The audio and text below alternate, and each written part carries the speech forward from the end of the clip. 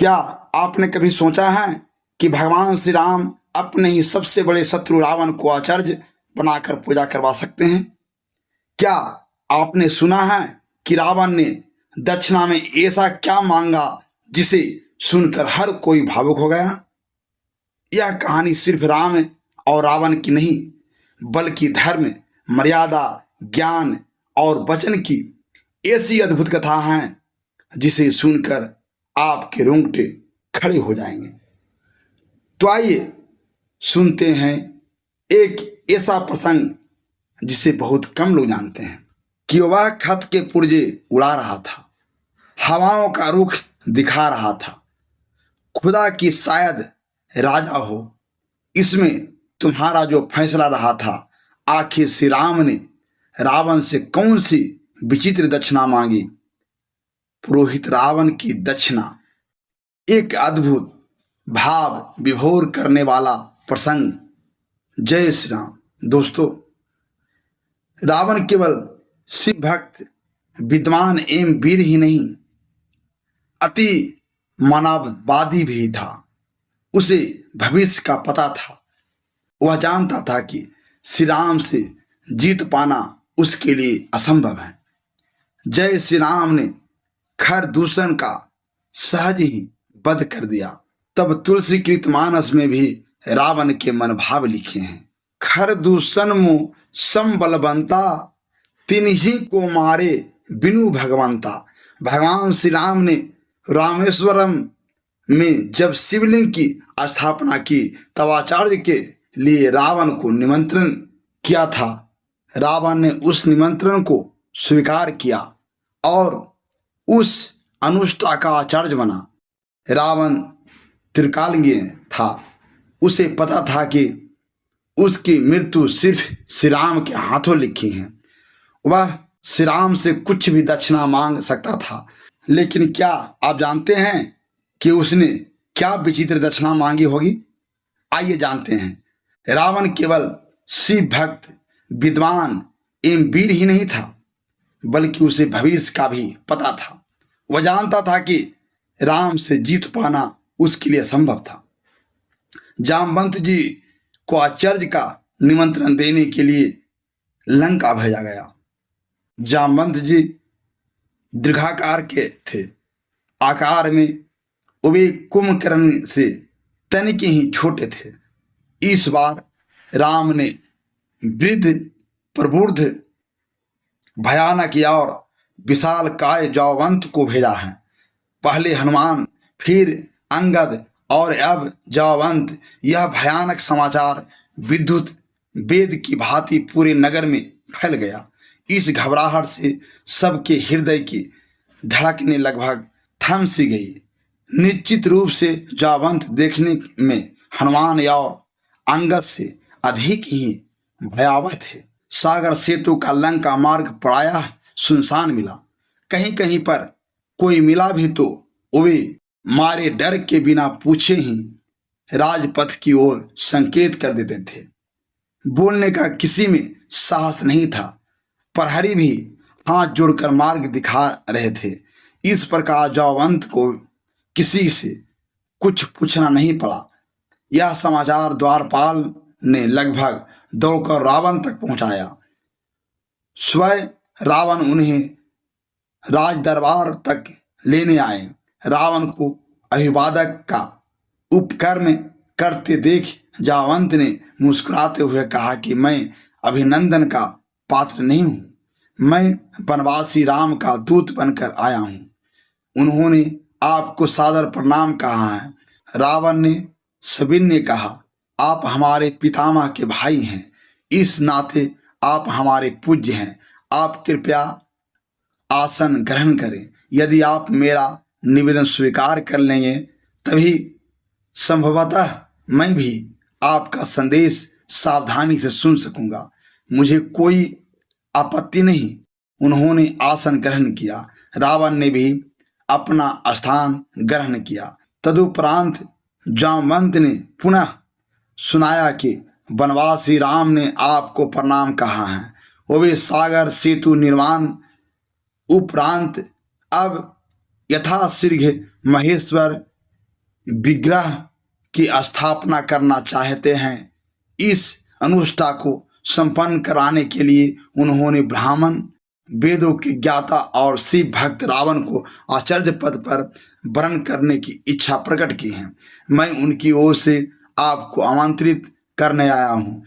इसके उपरांत रावण ने मुस्कान भरे स्वर में पूछा कि क्या राम द्वारा महेश्वर विग्रह स्थापना लंका विजय की कामना से किया जा रहा है? बिल्कुल ठीक। श्री राम की महेश्वर के चरणों में पूर्ण भक्ति है। रावण आंखें तरेड़ते हुए मुर्राया। अत्यंत धृष्टता, नितांत निर्लज्ज लंकेश्वर ऐसा प्रस्ताव कभी भी स्वीकार नहीं करेंगे। तुम्हें किसने मध्यस्थता करने को कहा? लंकेश ने कठोर स्वर में फटकार दिया। जीवन में प्रथम बार किसी ने रावण को ब्राह्मण माना है और आचार्य बनने योग्य जाना है। क्या रावण इतना अधिक मूर्ख कहलाना चाहेगा कि वह भारतवर्ष के प्रथम प्रशंसित महर्षि पुलस्त के सगे भाई महर्षि वशिष्ठ के यजमान का आमंत्रण और अपने आराध्य की स्थापना हेतु आचार्य पद स्वीकार कर दे? लेकिन हाँ, यह जांच तो नितांत आवश्यक है ही कि जब वनवासी राम ने इतना बड़ा आचार्य पद पर पदस्थ होने हेतु आमंत्रित किया है, तब वह भी जजमान पद हेतु उचित अधिकारी हैं भी अथवा नहीं।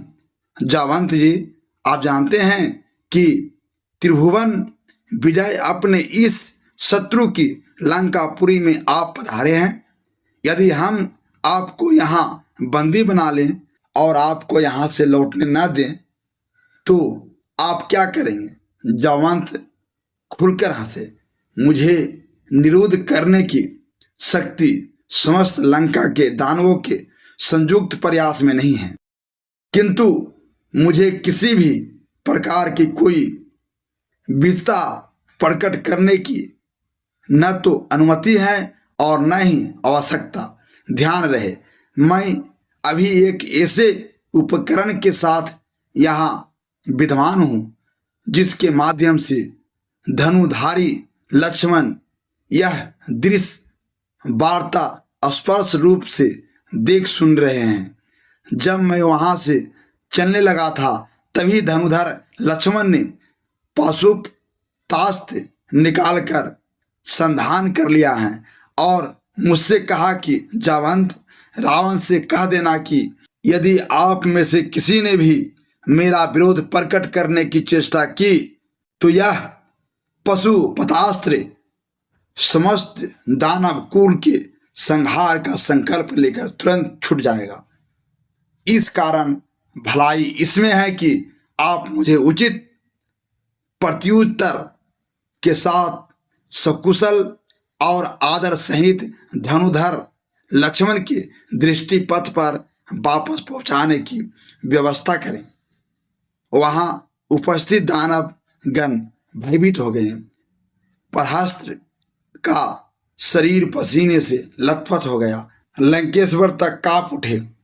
पाशुपतास्त्र महेश्वर का यह अमोघ अस्त्र तो सृष्टि में एक साथ दो धनुधर प्रयोग ही नहीं कर सकते। अब भले ही वह रावण या मेघनाथ के पास में भी हो, जब लक्ष्मण ने उसे संधान स्थिति में ला ही दिया है तब स्वयं भगवान शिव भी अब उसे उठा नहीं सकते। उसका तो कोई प्रतिकार है ही नहीं। रावण ने अपने आप को संभाल कर कहा, आप पधारे जजमान, उचित अधिकारी हैं।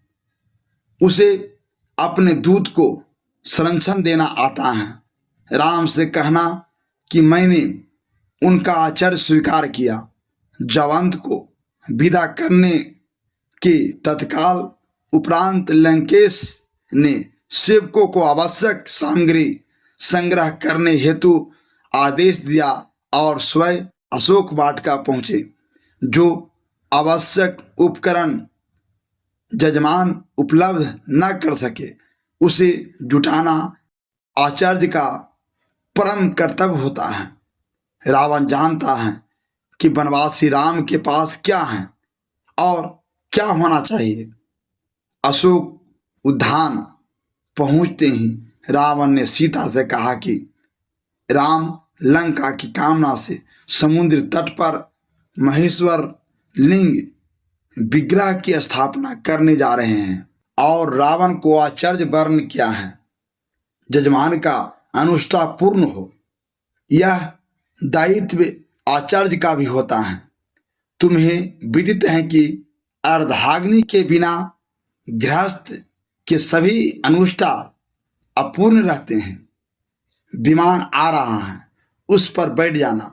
ध्यान रहे कि तुम वहां भी रावण के अधीन ही रहोगी। अनुष्ठा समापन उपरांत यहाँ आने के लिए विमान पर पुनः बैठ जाना। स्वामी का आचार्य अर्थात स्वयं का आचार्य यह जानकी जी ने दोनों हाथ जोड़कर मस्तक झुका दिया। स्वस्थ कंठ से सौभाग्यवती भवा कहते हुए रावण ने दोनों हाथ उठाकर भरपूर आशीर्वाद दिया। सीता और अन्य आवश्यक उपकरण सहित रावण आकाश मार्ग से समुद्र तट पर उतरा।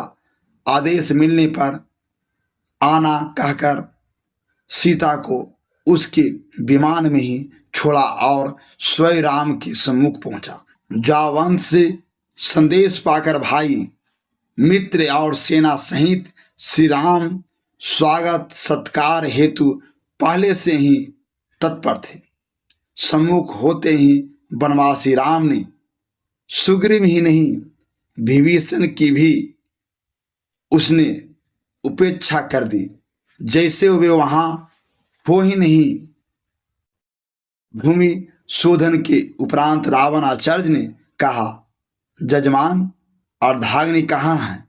उन्हें यथा स्थान आसन दे। श्री राम ने मस्तक झुकाते हुए हाथ जोड़कर अत्यंत विनम्र स्वर में प्रार्थना की कि यदि जजमान असमर्थ हो तो आचार्य अन्य विकल्प से भी अनुष्ठा संपन्न करा सकते हैं। तब रावण आचार्य ने कहा, किंतु अन्य विकल्प के अभाव में ऐसा संभव है, प्रमुख विकल्प के अभाव में नहीं। इन परिस्थितियों में पत्नी सहित अनुष्ठा ही संभव है। श्री राम ने मुस्कुराते हुए कहा, इसका कोई उपाय है आचार्य? रावण आचार्य ने कहा, अवश्य, लेकिन आचार्य आवश्यक साधन उपकरण अनुष्ठा उपरांत वापस ले जाते हैं। स्वीकार हो तो किसी को भेज दो। सागर समीप पुष्पक विमान में जजमान पत्नी विराजमान है। श्री राम ने हाथ जोड़कर मस्तक झुकाते हुए इस युक्ति को स्वीकार किया। श्री राम के आदेश के परिपालन में विभीषण मंत्रियों सहित पुष्पक विमान तक गए और सीता सहित लौटे। जजमान आचार्य के इस आदेश का वैदेही ने पालन किया। गणपति पूजन, कलश स्थापना और नवग्रह पूजन उपरांत आचार्य ने पूछा, लिंग विग्रह? यजमान ने निवेदन किया कि उसे लाने के लिए पवन पुत्र कैलाश गए हुए हैं, अभी तक लौटे नहीं हैं, आते ही होंगे। आचार्य ने आदेश दिया, विलंब नहीं किया जा सकता। उत्तम मुहूर्त उपस्थित हैं, इसलिए अविलंब प्रारंभ करें। जनक नंदिनी ने स्वयं के करकमलों से समुद्र तट के बालू से आचार्य के निर्देश अनुसार लिंग विग्रह निर्मित किया। यजमान द्वारा आधार पीठ बनाया गया। श्री सीता राम ने वही महेश्वर लिंग विग्रह स्थापित किया। आचार्य ने परिपूर्ण विधि विधान से अनुष्ठा संपन्न कराया। अब बारी आई दक्षिणा की। श्री राम ने पूछा, आपकी दक्षिणा आचार्य रावण ने कहा, घबराओ नहीं जजमान, स्वर्णपुरी के स्वामी की दक्षिणा संपत्ति नहीं हो सकती। आचार्य जानते हैं कि उनका जजमान वनवासी है। तब रावण ने कहा, जब मैं मृत्यु शैया पर हूं तब तुम मेरे सम्मुख उपस्थित रहना। ऐसा ही होगा आचार्य, राम ने वचन दिया और समय आने पर निभाया भी। गुरुकुल रीति सदा चली आई, प्राण जाए पर वचन न जाए। यह दृश्य देखकर सभी की आंखें भर आई। दोस्तों, अगर यह अद्भुत कहानी आपके दिल को छू गई हो तो हमारे एसपी हिंदी कहानी चैनल को जरूर सब्सक्राइब करें, वीडियो को लाइक करें, अपने विचार कमेंट में लिखें और इस कहानी को ज़्यादा से ज़्यादा शेयर करें। जय श्री राम।